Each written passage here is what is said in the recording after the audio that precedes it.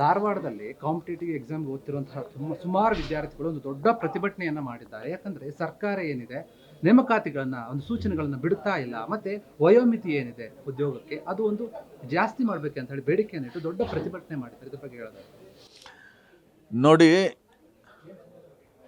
ನಿಮಗೆ UPSC ಇದೆಯಲ್ಲ, UPSCನಲ್ಲಿ ಪ್ರತಿ ವರ್ಷ ಕ್ಯಾಲೆಂಡರ್ ಆಫ್ ಇವೆಂಟ್ಸ್ ತರ್ತಾರೆ. ಎಷ್ಟು ವೇಕೆನ್ಸಿಗಳು ಕ್ರಿಯೇಟ್ ಆಗುತ್ತೋ ಅದನ್ನು ಪರ್ಸನಲ್ ಅಫೇರ್ಸ್ ಡಿಪಾರ್ಟ್ಮೆಂಟ್ ಅವರು UPSC ಕಳಿಸ್ತಾರೆ. ಪ್ರತಿ ವರ್ಷ ಕ್ಯಾಲೆಂಡರ್ ಆಫ್ ಇವೆಂಟು ಬಿಡುಗಡೆ ಆಗುತ್ತೆ. ನಿಮ್ಗೆ ಗೊತ್ತಿರಲಿ, ಕರ್ನಾಟಕದಲ್ಲಿ ಕಳೆದ 3 ವರ್ಷಗಳಿಂದ ಒಂದು ರಿಕ್ರೂಟ್ಮೆಂಟ್ ಆಗಿಲ್ಲ.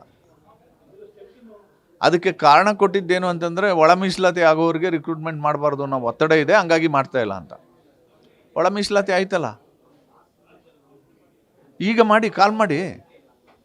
ಮತ್ತು ಜಸ್ಟಿಸ್ ನಾಗಮೋಹನ್ ದಾಸ್ ಆಯೋಗ ಒಂದು ಕಂಡೀಷನ್ ಹಾಕಿನ ಆದೇಶ ಮಾಡಿಕೊಟ್ಟಿದೆ. ಏನಂತ, ಅದನ್ನು ನೀವು ಸರ್ಕಾರಿ ಆದೇಶದಲ್ಲೂ ಕೊಟ್ಟಿದ್ದೀರಿ. ಏನಂತ, ವಯೋಮಿತಿ ದಾಟಿರೋ ಅಂಥ ಅಭ್ಯರ್ಥಿಗಳಿಗೂ ಕೂಡ ಒಂದು ಟರ್ಮ್, ಈ ಸಾರಿ ಒಳ ಮೀಸಲಾತಿ ಕಾರಣಕ್ಕೋಸ್ಕರ ವಯೋಮಿತಿ ದಾಟಿರುವಂಥ ಅಭ್ಯರ್ಥಿಗಳಿಗೆ ಒಂದು ಅವಕಾಶ ಕೊಡಿ ಅಂತ ಹೇಳಿದ್ದಾರೆ. ಸೊ ಈಗ ಅನ್ಎಂಪ್ಲಾಯ್ಮೆಂಟ್ ಪ್ರಾಬ್ಲಮ್ನು ಕರ್ನಾಟಕದಲ್ಲಿ ಯುವಕರನ್ನು ಬಾಧಿಸ್ತಾ ಇದೆ. ಒಂದು ಅಂದಾಜಿನ ಪ್ರಕಾರ 2.5 ಲಕ್ಷ ಉದ್ಯೋಗಗಳು ಖಾಲಿ ಇದೆ. Health, education, police, social welfare, ಬೇರೆ ಬೇರೆ ಇಲಾಖೆಗಳಲ್ಲಿ 2.5 ಲಕ್ಷ ಉದ್ಯೋಗಗಳು ಖಾಲಿ ಇದೆ. ಕಾಲ್ ಮಾಡಿ, ವಾರ್ ಫುಟ್ಟಿಂಗಲ್ಲಿ ಫಿಲಪ್ ಮಾಡಿ. ಬೀದಿಲಿರೋ ಹುಡುಗರು ಆಫೀಸಲ್ಲಿ ಕೂತ್ಕೊಂಡು ದೇಶ ಕಟ್ಟೋ ಕೆಲಸ ಮಾಡ್ತಾರೆ. ನೀವು ಮಾಡಿ. ಇಲ್ಲ ಅಂತಂದರೆ ಧಾರವಾಡದಲ್ಲಿ ಸೃಷ್ಟಿಯಾಗಿರ್ತಕ್ಕಂಥ ಈ ಒಂದು ಗಲಾಟೆ ಬೆಂಗಳೂರಿಗೂ ಬರುತ್ತೆ, ಮೈಸೂರಿಗೂ ಬರುತ್ತೆ. ಅದು ಬರಬಾರ್ದು ಅಂತಂದರೆ ಇಮ್ಮಿಡಿಯೇಟಾಗಿ ಎಲ್ಲ ಇಲಾಖೆಗಳಲ್ಲಿ ವೇಕೆಂಟ್ ಪೋಸ್ಟ್ಗಳನ್ನ ಕಾಲ್ಫರ್ ಮಾಡಿ. ಅದೇ ಎಚ್ಚರಿಕೆಯನ್ನು ಕೊಟ್ಟಿದ್ದಾರೆ. ಏನು ಕ್ರಮ ತೆಗೆದುಕೊಳ್ಳಿಲ್ಲ, ಒಂದು 2-3 ದಿನ ನೋಡ್ತೀವಿ. ಇಲ್ಲ ಅಂದರೆ ಇದು ರಾಜ್ಯದಾದ್ಯಂತ ನಾವು ಹೋರಾಟವನ್ನು ಮಾಡ್ತೀವಿ. ಡೆಫಿನೆಟ್ಲಿ ಆಗುತ್ತೆ. ಇಂಟ್ರೆಸ್ಟಿಂಗ್ ಏನು ಗೊತ್ತಾ, ನಾನು ಯುವಕರಿಗೆ ಕಿವಿ ಮಾತು ಹೇಳ್ತೀನಿ. ಯಾಕೆ ರಿಕ್ರೂಟ್ಮೆಂಟ್ ಮಾಡ್ತಾ ಇಲ್ಲ ಗೊತ್ತಾ ಸಿದ್ದರಾಮಯ್ಯ? ದುಡ್ಡಿಲ್ಲ. ಅದಕ್ಕೆ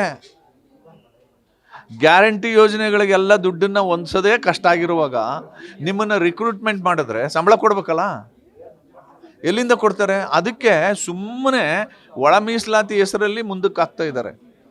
ಇದು ಯುವಕರಿಗೆ ಗೊತ್ತಾಗಲಿ.